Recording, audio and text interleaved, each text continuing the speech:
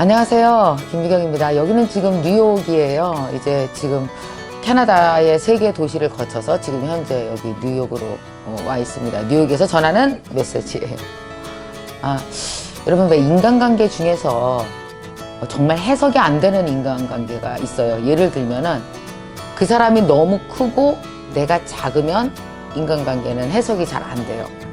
제가 볼 때 인간관계는 사이즈가 바뀌면 간단하게 해결되는 게 많거든요. 예를 들어서 한번 보세요.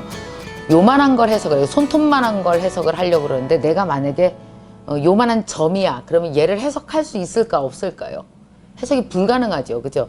왜냐하면은 요만한데 내가 가리기 때문에. 또 예를 들어서 손바닥을 해석을 하려고 그러는데 나는 요만해요. 그럼 어때요? 손바닥에 내가 100분의 1도 안 되잖아요. 그럼 어때요? 이 100분의 1을 알 수가 없는 거예요. 해석이 안 되는 거예요. 제압당하고 마는 거죠. 그럴 때 요만한 점이 할 수 있는 일이라는 건 뭐냐 하면은 100을 욕하는 것밖에는 할 수 없어요. 어쩜 저럴 수가 있어? 어떻게 나한테 이럴 수가 있어?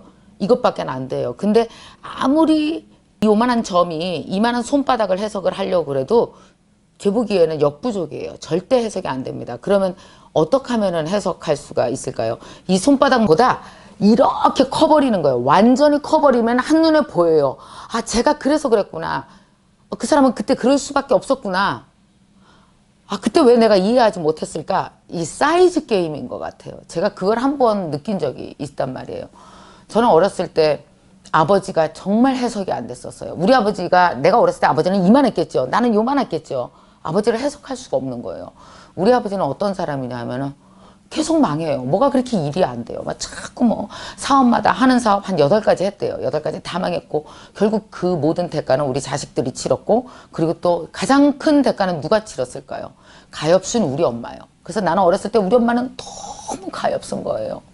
그리고 뭐냐, 우리 아버지는 너무 못된 거예요. 왜 저러고 사나 도대체 우리 아버지. 우리 엄마 너무 가엾어. 그래서 항상 무슨 일이 있을 때마다 나는 당연히 엄마 편을 들죠. 나뿐이겠어요. 딸 넷에 아들 하나가 모조리다 엄마가 가엾다. 엄마 편을 들었어요. 그리고 사실 우리 아버지 평생에 아버지 편은 한 명도 없었던 거예요. 저희 아버지는 8개의 사업을 순차적으로 망하셨고, 맨 마지막에는 뭐 했냐 하면은 농장을 했어요. 말이 농장이지 돼지 기르는 거예요. 돼지 몇백 마리로 시작해서 이제 뭐 몇천 마리까지 쭉 키워나가는 일을 하셨죠. 일이 참 고되지 않겠어요? 엄청 고됐는데 우리 아버지는 60이 넘으셔서 그 일을 이제 시작을 하셨어요. 사실 아버지의 모든 자존심과 아버지의 모든 그동안 내가 아버지 역할을 못했던 걸 우리 아버지는 아마 돼지 기르는데 다 걸었을 거예요. 그것도 지금 생각해 보니까 알지, 그때는 몰랐어요. 그냥 아버지가 돼지를 기른데 그러길래 우리끼리 모여서 그랬어요.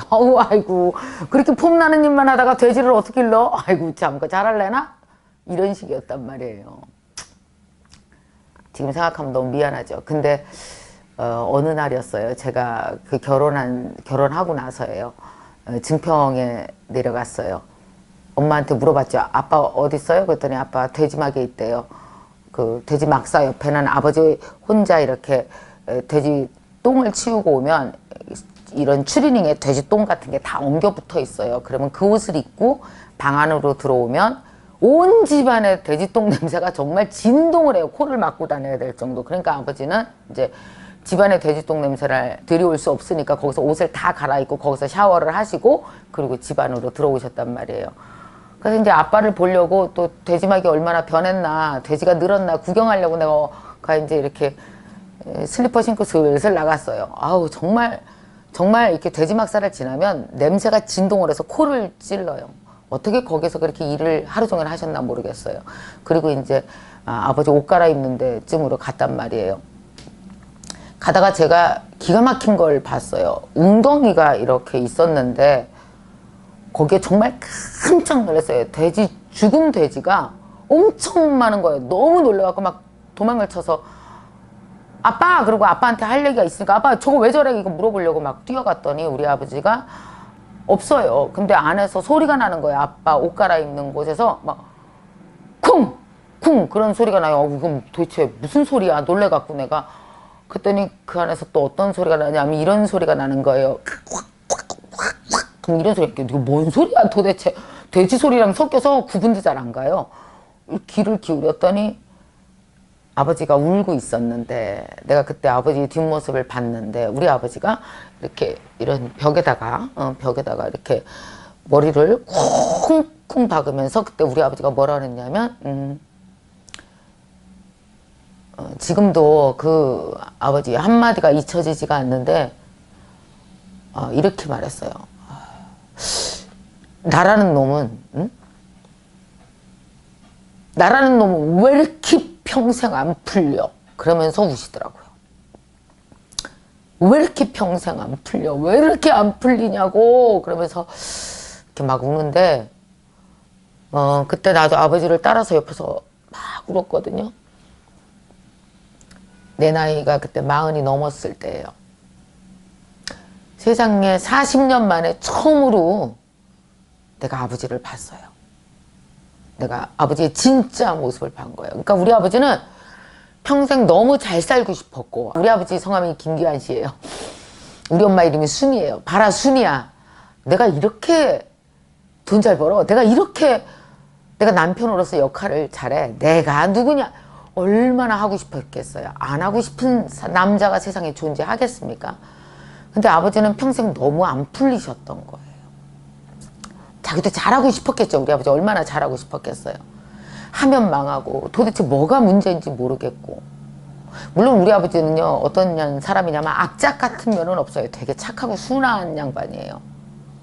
그리고 자녀와 대화하기를 되게 좋아하시는 분이고 그러셨단 말이에요. 아버지가 평생 못한 것은 딱 하나, 경제적으로 우리를 가족을 돌볼 수 있는 능력이 없었던 거, 그거거든요. 근데 그날 사건 이후로 내 안에 변화가 생기기 시작했어요. 뭐냐면 아버지가 보이기 시작하는 거예요. 물론 제가 나이가 들었기 때문도 있겠죠. 그리고 나는 그때 뭘 했었냐 하면은 인간관계에 대해서 혹은 사람에 대해서 강의를 하기 위해서 많은 공부들을 하고 있었잖아요. 나는 아버지를 연구하기 시작했어요. 남자란 무엇인가, 돈이란 무엇인가 공부를 엄청 했어요. 그랬더니 돈도요 어느 정도 운이 있어야 되는 거지 그 아무나 막 따라 붙는 게 아니더라고요. 그러니까 결국 제가 아버지를 연구하고 공부하면서 느낀 거는 우리 아버지는 성품이 그런 사람이에요. 그러니까 돈을 막 벌고 이러는 데 대해서 성품이 썩 적당한 사람은 아니었던 거예요. 그러나 남자로서 아버지로서 돈을 벌고 싶었는데 계속 망했던 사람이에요. 그래서 너무 슬프고 힘들었던 사람인 거지 우리 아버지가 가족을 돌보지 않으려고 했거나 돈을 안 벌려고 일부러 한 짓은 아니더라고요. 그래서 나는 그때 생각했어요. 세상에는 운명적으로 돈이 안 붙는 남자가 꽤 있구나. 아마 한 30%는 되는 것 같다. 그 중에 우리 아버지도 한 사람이었구나. 그러니까 결국은 진짜 힘들게 살았던 사람은 아마 엄마와 아버지 중에서 아버지였을지도 몰라. 얼마나 벽에다 머리를 부딪히면서 눈물을 콸콸 쏟고 싶은 날이 하루 이틀이 아니셨을 텐데 얼마나 때로는 부끄럽고 힘들었을까. 자기 역할을 다 하지 못해서. 그 생각을 하니까 아버지가 너무 가엾어지더라고요. 제가 아버지가 이만한 사람이라면 나는 요만해서 아버지를 전혀 잊지 못하다가 내가 아버지보다 더 공부도 많이 하고 아버지에 대한 삶을 이해하려고 애쓰고 막 깨달아지는 거예요. 그러니까 내가 그 사람에 대해서 이해하지 못하고 깨닫지 못했을 때는 내가 요만한 사람이라 그 사람의 인생의 전반적인 거, 그 사람의 고통을 이해할 수도 없고 읽을 수가 없었는데 내가 점점 막 애쓰면서 커진 거예요. 진짜 애를 썼어요. 아버지를 이해하려고. 이만해지니까 아버지가 작아지니까 다 보이는 거예요. 뭐가 보였게요? 우리 아버지 잘하려고 했는데 운명적으로 돈이 안 따르는 남자였어. 본인이 얼마나 힘들었을까. 어쩌면 차라리 우리 엄마가 자랑스러운 인생을 사셨겠다. 우리는 엄마를 가엾게 봤지만 사실상 엄마는 너무나 자랑스럽고 스스로 만족된 인생을 살았으니까 어쩌면 더 불쌍했던 사람은 아버지였을지도 몰라. 내가 이 얘기를 우리 엄마한테 한 적이 있어요. 엄마 미안한데 내 얘기 좀 들어줘. 엄마가 고생하고 가엾은 거 알아. 그런데 한편 엄마 우리 이렇게 생각해보자. 아버지는 그렇게 하고 싶었는데 한 번도 풀리지 않아서 너무 힘들었던 사람이고 엄마는 그래도 양장점을 하면서 돈을 벌고 싶은 대로 벌어서 엄마는 인생이 풀렸던 사람이야. 엄마. 그래서 엄마가 사실은 고생도 하고 그랬지만 어찌 보면 엄마는 더 풍요롭고 더 알차고 더 엄마 만족된 인생을 산 사람이잖아. 엄마가. 그러니까 아버지를 우리 이해해 주자. 엄마 아버지가 어쩌면 엄마보다 더 가엾은 인생을 살았는지도 몰라. 그 얘기를 한참 했어요. 옛날 같으면 엄마가 화를 냈을 텐데 미경아 네 얘기가 진짜 맞을지도 몰라. 어쩌면 네 아버지가 나보다 더 가엾은 인생을 살았다. 나는 그래도 돈 벌고 나 하고 싶은 거 했지. 그래 네 아버지는 한 번도 풀린 적이 없어. 그런 얘기를 하시더라고요. 이제 나한테 아버지는 이해 못할 상대가 아니고 읽지 못할 상대가 아니라 내가 다 아버지 인생을 읽을 수 있어요. 그리고 아버지를 이해할 수 있어요. 그렇게 돼서 정말 다행이에요. 내가 깨달을 수 있어서 너무 다행이에요. 만약에 내가 깨닫지 못하고 아버지에 대한 원망이 있는 채로 우리 아버지가 지금 80 중반이신데 그렇게 아버지를 보내드렸다면 난 나중에 돌아가시고 나서 너무 후회했을 것 같거든요. 그 다음에 내가 아버지를 이해하고 난 다음에 나는 아버지와의 관계가 완전히 달라졌어요. 너무너무 사이가 좋아졌죠. 왜냐? 아버지가 원망의 대상이 아닌 아버지를 충분히 이해하는 대상으로 갔으니까요. 여러분 비단 부모 자식 관계뿐만이 아닙니다. 직장에서도 그렇고 친구 관계에서도 그렇고요. 결국 인간관계는 사이즈인 것 같아요. 그 사람이 요만한데 내가 그 사람보다 이만큼 크잖아요. 그러면 다 보여요. 이렇게 위에서 보니까 다 보이죠. 사이즈가 크니까 아 그래서 그랬구나. 그래서 화를 냈구나. 그래서 이 사람이 힘들었겠구나. 이해가 돼요. 근데 만약에 이 사람이 이렇게 큰데 내가 작잖아요. 그러면 안 보여요. 가려서 안 보여서 계속 그 사람을 원망할 수밖에 없는 거죠. 만약에 내가 누군가를 무진장 원망하고 있다면 내가 혹시 그 사람보다 너무 사이즈가 작아서 그런 건 아닐까? 그리고 시간을 갖고 조금만 사이즈를 키워보세요. 그러면 어느덧 이해하지 못하던 게 이해가 되고 그 사람을 도저히 담을 수 없었는데 마음에 담게 되고 그리고 그 사람과 관계가 훨씬 더 원만하게 풀어갈 수 있을지도 모릅니다. 물론 여러분 상대방이 워낙 나쁜 사람도 있긴 있어요.